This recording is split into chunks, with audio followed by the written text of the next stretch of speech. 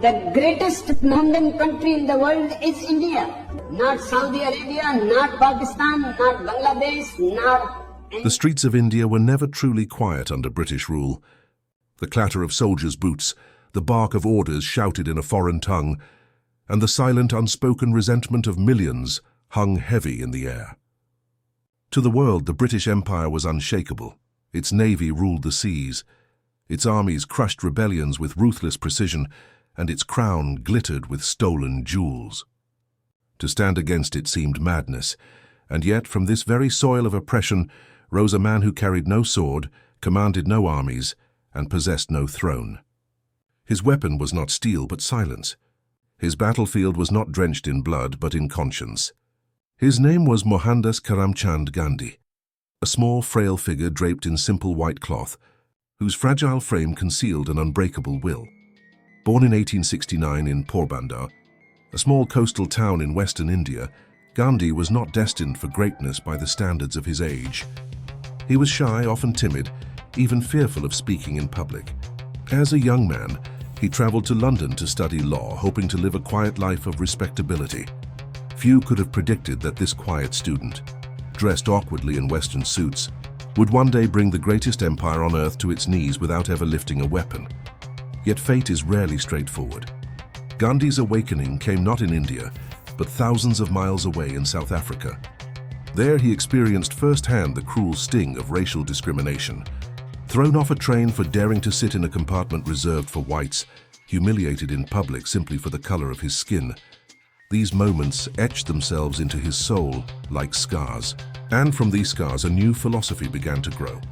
A belief that true strength lay not in violence, but in resistance without hatred. When Gandhi returned to India in 1915, the land he called home was suffocating under colonial rule. Farmers bled under unfair taxes, workers starved, and every attempt at protest was crushed with brutal force. Many Indians dreamed of rebellion, of taking up arms to drive out the foreign rulers. But Gandhi offered something startling, something almost unthinkable. "We shall fight," he said, but not with violence. "We will fight with truth. We will fight with soul force." To his followers, this sounded like madness. How could silence and patience defeat bullets and cannons? Yet Gandhi's presence carried a strange power. His eyes, calm yet fiery, seemed to pierce into the conscience of those who listened. He spoke not of hatred but of dignity, not of revenge but of justice. Slowly, villagers, workers, and even intellectuals began to gather around him. They followed him barefoot across dusty roads, their voices rising not in war cries but in chants of peace. Still, whispers of doubt lingered. Could the British really be shaken by a man who refused to strike back? Could empires fall to a weapon as fragile as non-violence?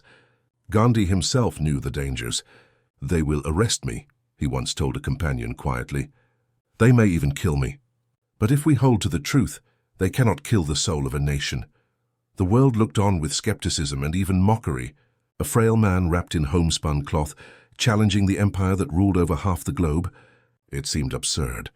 And yet, beneath that absurdity lay the seeds of a revolution unlike any in human history. This was not to be a story of armies clashing on blood-soaked fields. This was to be a war of silence, hunger strikes and marches that shook the very foundations of imperial power. A war that would prove that sometimes the greatest weapon is not the sword but the steadfast refusal to bow. And so the stage was set. The empire believed itself untouchable. Gandhi believed otherwise. The question then was simple. Could one man's silence truly echo louder than the cannons of an empire?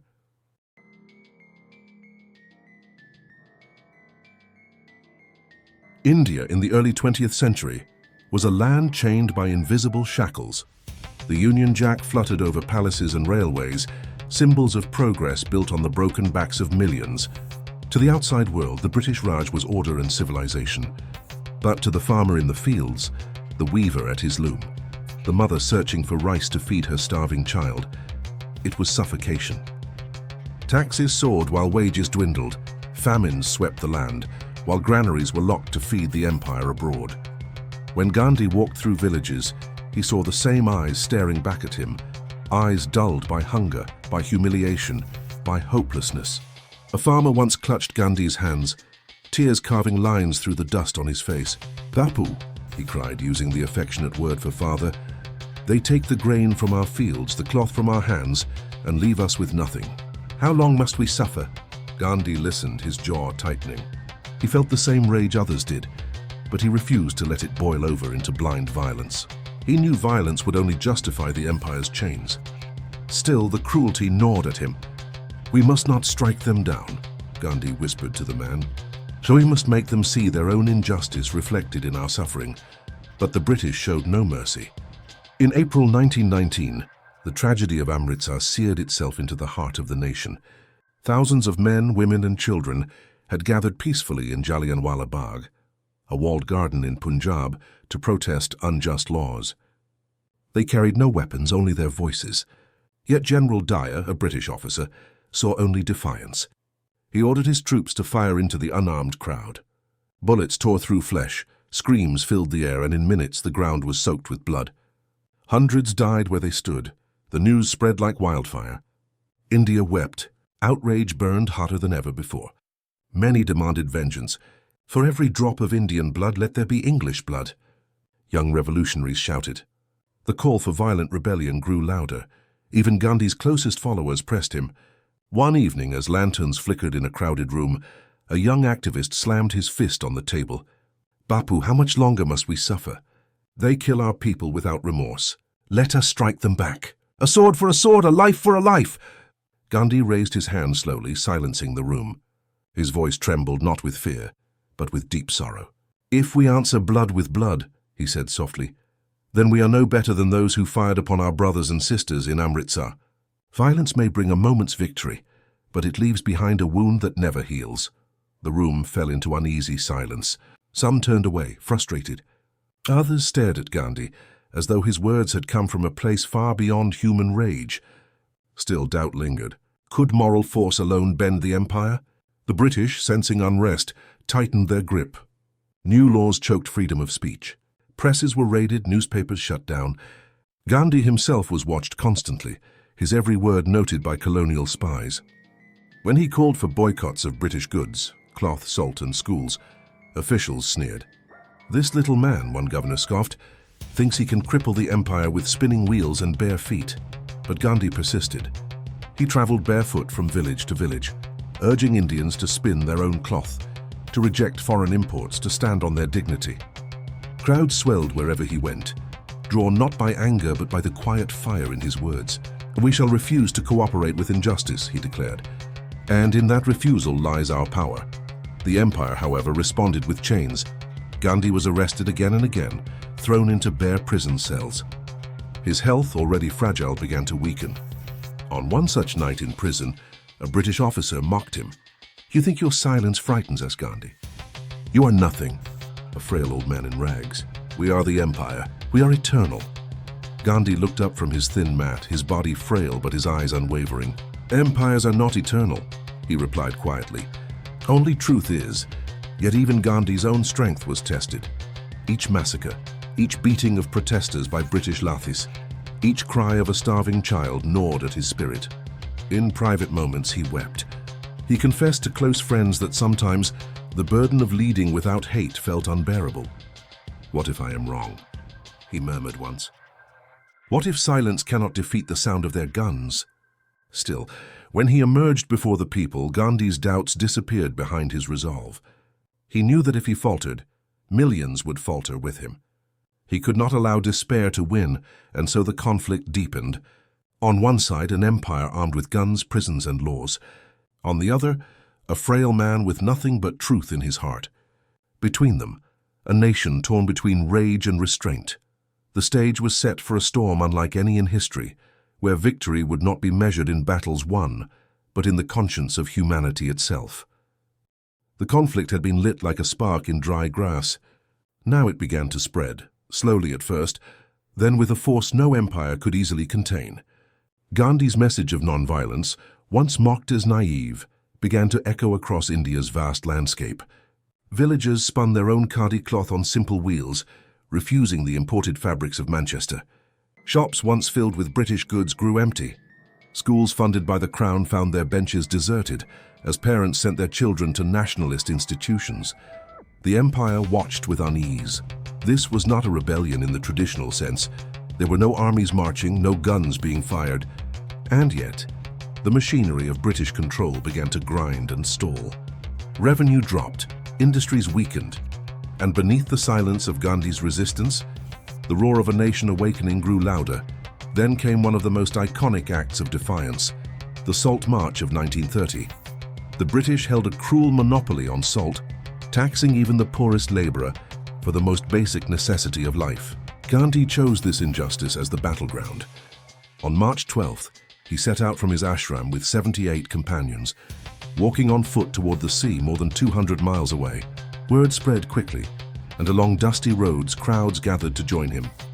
By the time they reached the coast, thousands were marching behind the frail man in simple cloth. At dawn on April 6th, Gandhi bent down, scooped a handful of salt from the shore, and held it aloft. It was a small gesture, so simple, so ordinary. Yet in that act, the empire trembled. Across India, millions followed suit, boiling seawater, collecting salt illegally, and declaring their refusal to bow to unjust law. The response was swift and brutal. British police raided homes, seized salt, and beat protesters mercilessly. But still, the people came. In Dharasana, hundreds of volunteers marched peacefully toward a salt depot, only to be struck down by lathis, thick wooden batons, until the ground ran red. Not one protester raised a hand in defense. American journalist Webb Miller, who witnessed the scene, reported with horror, "They went down like ninepins. Not one of them even raised an arm to fend off the blows." The world began to take notice. Headlines in Europe and America described not savages rioting in the colonies, but men and women enduring violence with dignity. The image of India shifted from a land under British order to a nation unjustly crushed beneath imperial boots. But within India, the rising movement carried its own dangers. Anger simmered in young revolutionaries who could not accept the constant beatings and imprisonments. Gandhi's closest allies sometimes faltered. "Bapu," one confessed, his voice breaking, "how many more must we see fall before we strike back? Our people are dying." Gandhi listened, the weight heavy upon him. He knew the temptation of rage. He felt it too in his quietest hours, but he stood firm. "If we abandon nonviolence now," he answered, "then everything we have endured will be for nothing. We will not cleanse the empire's sin by staining our own hands with blood." Still, the empire pressed harder. Gandhi was arrested, dragged from his followers in the night, his frail body surrounded by soldiers. Crowds surged in protest, chanting his name, but he simply lifted his hand in blessing before being led away. In prison, his health declined. Yet even behind bars, his silence thundered louder than speeches. Each time he was jailed, his followers grew more determined. The struggle was no longer his alone. Housewives in small villages refused to buy British cloth. Students abandoned colonial schools. Farmers ignored unjust taxes. Millions stood with Gandhi, not with weapons, but with will. And though the empire struck back with arrests, beatings, and bullets, the river of resistance only swelled. By the mid-1930s, India was no longer merely a colony. It was a movement, a moral force that no law could contain.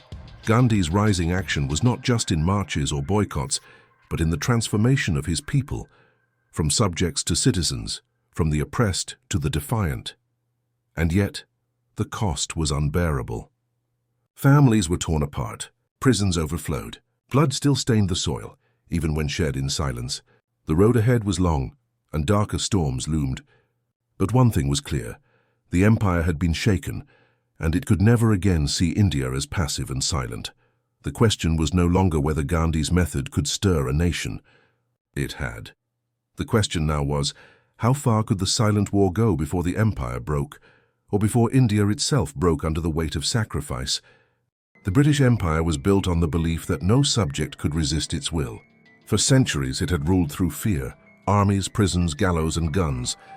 But now in India, it found itself face to face with a weapon it could neither crush nor comprehend: the conscience of a man who refused to yield. By the 1940s, Gandhi had become the heartbeat of India's resistance. His frail frame, wrapped in simple white cloth, was recognized not only in the villages of Gujarat, but in the halls of Washington, London, and Moscow. Yet for all his fame, his life was a cycle of struggle: marching, fasting, imprisonment. His body weakened, but his spirit only grew stronger. Then came the Quit India movement of 1942, Gandhi's boldest call yet. Standing before thousands, his voice rang clear, "We shall not rest until the British leave India. Do or die." It was not a call to arms, but to endurance, to sacrifice without surrender. Across India, people rose in defiance. Strikes erupted, protests filled the streets, and once again the empire struck back with fury. Within hours of the speech, Gandhi and nearly the entire leadership of the Indian National Congress were arrested. Soldiers dragged him from the stage, and prison walls closed around him once more. The empire believed that without Gandhi, the movement would crumble. Instead, his absence ignited the nation further. Riots broke out, railways were sabotaged, millions demanded freedom. Inside the Aga Khan palace where Gandhi was confined, tragedy struck. His beloved wife Kasturba fell ill. Gandhi tended to her with trembling hands, whispering prayers as she weakened. On a cold February night in 1944, Kasturba breathed her last in his arms. The man who had led millions now sat alone, his shoulders bent, tears soaking the simple cloth he wore. For the first time, even Gandhi's strength seemed to break, but grief was not done with him. Only weeks later, his own health collapsed. Malaria and failing organs ravaged his body. The British faced a terrifying dilemma. If Gandhi died in their custody, India would erupt in flames the empire could not hope to contain. The frail man they once mocked as powerless now held the fate of the Raj in his shaking hands. Winston Churchill, then Prime Minister, despised Gandhi. He sneered at him as a seditious, half-naked fakir. Yet even Churchill knew that Gandhi's death would spell disaster. Reluctantly, under immense pressure, the British released him. Gandhi left prison thinner, weaker but unbroken. The sight of his fragile figure, barely able to walk, sent waves of sympathy across the world. Still, Gandhi pressed on.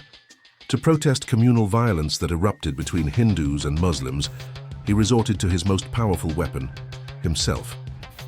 He declared a fast unto death, refusing food until the bloodshed ceased. As days turned to weeks, his body shrank into skin and bone.